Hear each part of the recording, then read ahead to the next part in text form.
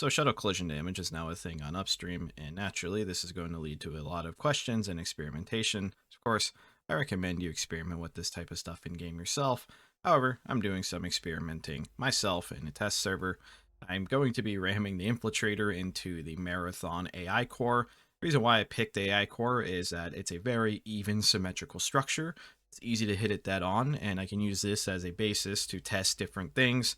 And I'm going to be using the Nuki Shuttle to hit it with because that is the largest, most readily available ship you're going to see in normal gameplay.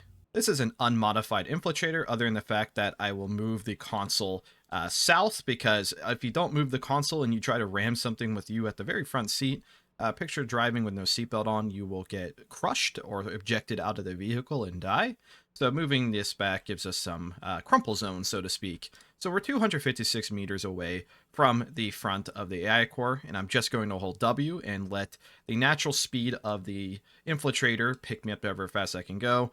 We're up to 10 units a second. I don't imagine we're going to get much higher than 20 with no thrusters changing, but we can see how much damage just an unupgraded, unchanged infiltrator can do to the AI core on Marathon. Our final speed was about 23, and we did actually manage to get through the outer layer of the AI core, which you could utilize that alone to do some pretty decent damage to the AI. Of course, you're still going to have to get in there and deal with the AI core itself. We didn't penetrate its inner walls. We actually didn't even get through all the walls, but we did get through multiple layers of grills and lattice. However, there are things we could change to see how the variables change. Next, we're going to test extra speed at the 256 meter mark. So now we are going to test a infiltrator with no extra mass, but we're going to be hitting speed cap. You can hit speed cap by flying from further out and moving more thrusters to accelerate or forward than having the extra thrusters on the side. You only get 6 extra thrusters, so you can't hit this speed at 256 meters without going, you'll have to go further back. But just for testing purposes, we're going to be hitting 60 meters a second, which is speed cap, or just about 60 meters a second before we hit the AI to see the damage difference between speed.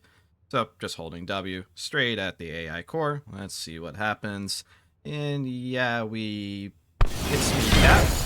And due to how much further damage we took with the actual shuttle, we actually managed to detonate our C4 mini bomb. And we have actually basically kissed the AI core going at 60 meters a second. The next test we're going to do is mass difference. Alright, so this is an infiltrator modified with a little ramrod at the front of the shuttle. On the Nuki outpost, without looking for extra materials, there's actually 2 stacks of plasteel, which will let you make 15 reinforced walls, and there's plenty of materials to put the extra flooring down. You could make more walls, normal walls, but I'm just doing testing with the reinforced walls because this, well, it's uniform and looks nice. There's also a little bit of an extra buffer here, just why not? We're just going to test it looking like a Gatorade bottle, essentially. We don't have any extra acceleration. We're little over 256 meters away. It'll be fine. So we're going to see what the difference is between having a point on the ship that obviously juts out past the ship will do for getting us further in, and we're nowhere near speed cap. We're going to be a little over 20 meters a second by the time we actually hit. So basically we're going to be testing what's the difference between speed, mass, and a mix of the two. So with those the extra front plating on it, we really only did slightly more damage than when we didn't have anything added on, but the extra point did do more damage. We actually fully destroyed the outer layer, but we didn't get anywhere near the core like we did with the extra speed. So now let's try maybe a different design first before we try speed. So this design's going for a wider nose, and it still has a little extra buffer room, but we have no additional speed added onto the shuttle. We are 256 meters away, as we have been testing, and so we have no extra thrusters, nothing changed. This is a default infiltrator, basically. But we have the shuttle moved, or the console moved back, and we have the reinforced walls put onto it. So we're going to hit the same to slightly over 20 meters a second speed. And let's see if width versus length on the ram nose or ramrod, whatever you want to call it, will make any difference in getting us closer to the core. And then next we'll test speed. My guess is this is not going to make much of a difference at all, but we'll see. So the fatter nose got us, actually the damage was better with the thinner wall. I don't know if it's because there shouldn't have been a speed difference, but I guess it just got further in before more things got destroyed. So But it's still in the same consequence, got us through the outer layer, but it seems like the thicker design is not ideal over the thinner design. But let's try with speed as a influence.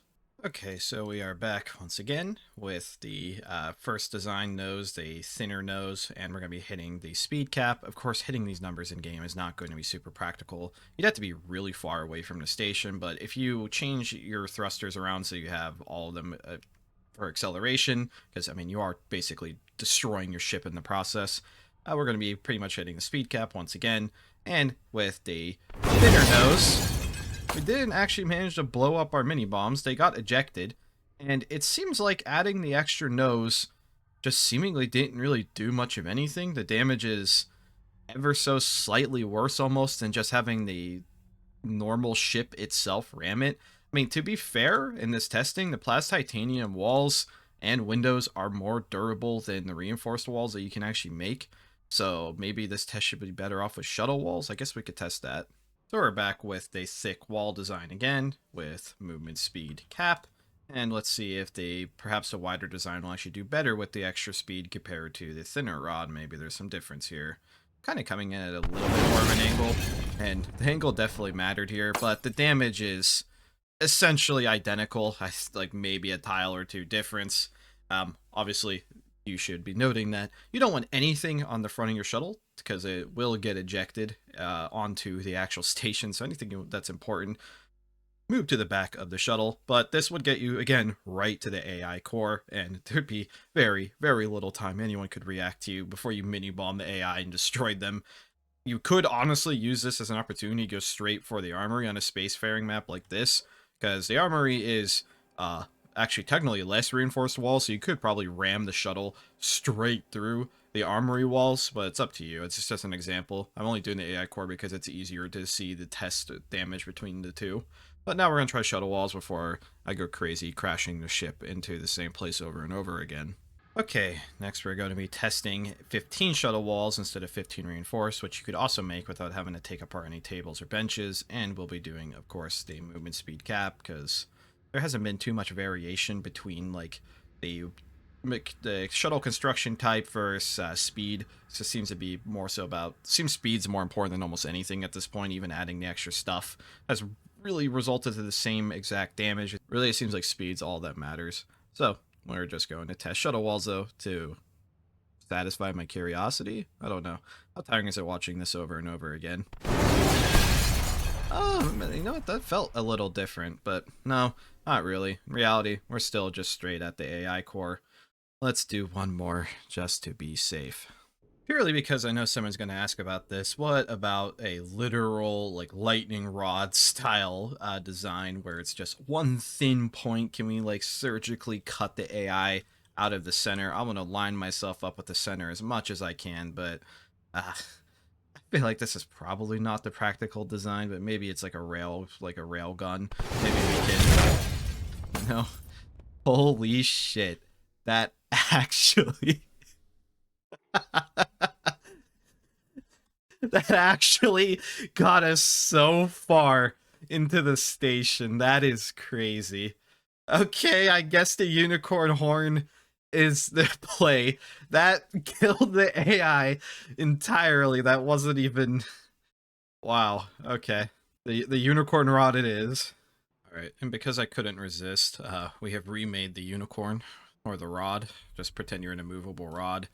And we're going to line ourselves up the best we can with the armory. The Marathon armory is a little hard to hit directly because it's kind of internal, and there's perma kind of shields it from the outside. So maybe if we just go at an angle, we can get in there. We're just going to try this angle. I don't know. Either way, we're still going to end up hitting the speed cap, and we should get pretty damn far in security. Let's find out.